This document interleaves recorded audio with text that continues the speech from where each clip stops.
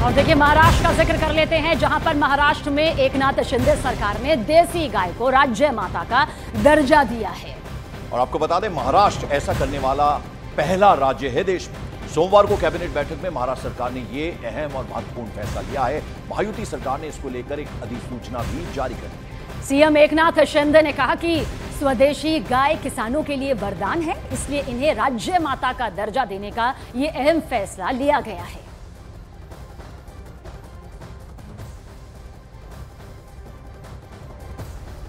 आज की मंत्रिमंडल बैठक में अनेक निर्णय सरकार ने लिए हुए हैं। उसमें राज्य माता मतलब राज्य पशु, राज्य पक्षी, ऐसी जो पहचान है, वैसी पहचान हमारे माता को दी हुई है। ये कई लोगों की मांग थी, स्वामी हमारे शंकराचार्य जी की भी मांग थी, कई संतों की मांग थी, और आज पूरी करने में हमें सफलता मिली है। और इसलिए राज्य माता गौ माता के रूप में यहाँ पर पहचानी जाएगी। और देखिए महाराष्ट्र सरकार के फैसले पर कांग्रेस और एनसीपी शरद ने सवाल उठाए हैं और सरकार के फैसले को चुनावी कदम यहां पर करार दिया है। दर्जा दिया गया तो पिता किसको बनाएंगे उतना ही पूछ लेना हमारी तरफ से।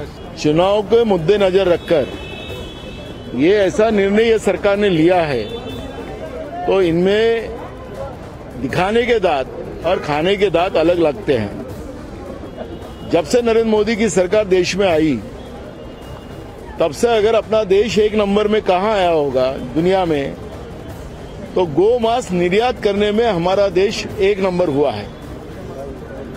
महाराष्ट्र में भी बड़े पैमाने में कत्तलखाने खोले गए, उसकी परमिशन सरकार ने दी है। केंद्र सरकार का धोरण जो गौ मांस निर्यात करने का है, वो भी बड़े पैमाने में है। और इस बीच बीजेपी के जो तमाम नेता हैं, उन्होंने महाराष्ट्र में गाय को राज्य माता का दर्जा देने के फैसले का स्वागत किया है। जो कदम है, और कहते ना कि उसमें कई देवी देवताओं का वास होता है गौ में, और देसी जो गाय है वो दूध अमृत के समान है। छोटा बच्चा पैदा होते ही उसको पीता है, और तमाम जड़ी बूटियों में गौमूत्र से लेकर गोबर तक काम आता है। निश्चित रूप में माँ से बढ़कर दायित्व का निर्वहन ये हमारी गौ माता करती है। हमारे देश में सभी जानते हैं कि पूजनीय है, और हम गाय माता कहते हैं सारे हिंदुस्तान के लोग। और हमारे खास करके हम मुस्लिम समाज को भी बताना चाहते हैं कि हमारे यहाँ भी प्रॉफिट मोहम्मद ने कहा है कि गाय चार पैर के जानवरों में सबकी सरदार है, इसका एहतराम करना चाहिए। और ख़ास करके अगर बात की जाए महाराष्ट्र सरकार की, तो ये आस्था का विषय है और उन्होंने किया है, तो और राज्यों को भी इसमें बढ़ चढ़कर आगे आना चाहिए। और ख़ास करके मैं ममता दीदी को ज़रूर कहूँगा, क्योंकि सबसे ज़्यादा अगर कहीं गाय माता पर अत्याचार होता है वो वेस्ट बंगाल में होता है। और महाराष्ट्र सरकार के गाय को राज्य माता का दर्जा दिया गया है, इस फैसले का साधु संतों ने भी स्वागत किया। केवल महाराष्ट्र में हो जाना ये हम लोग उससे संतुष्टिजनक नहीं हैं।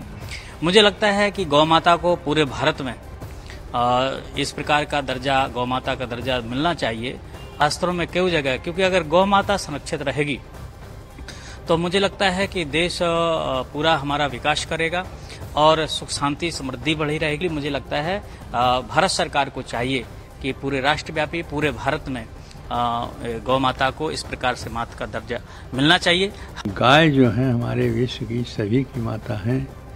अब जो अधर्मी हैं, जो विरोधी हैं, वो तो चाहे जो कहा करें, लेकिन वस्तुतः ये है कि सारे देश भर में पूरे केंद्र सरकार को इसको चाहिए कि गाय को राष्ट्रीय पशु के रूप में इसको पालन करने के लिए आदेश पारित करे, जिससे सभी पूरे देश के लोग गौ को धन्यवाद है महाराष्ट्र को, विशेष कर एकनाथ शिंदे जी को, जिन्होंने ऐसा कदम उठाया है।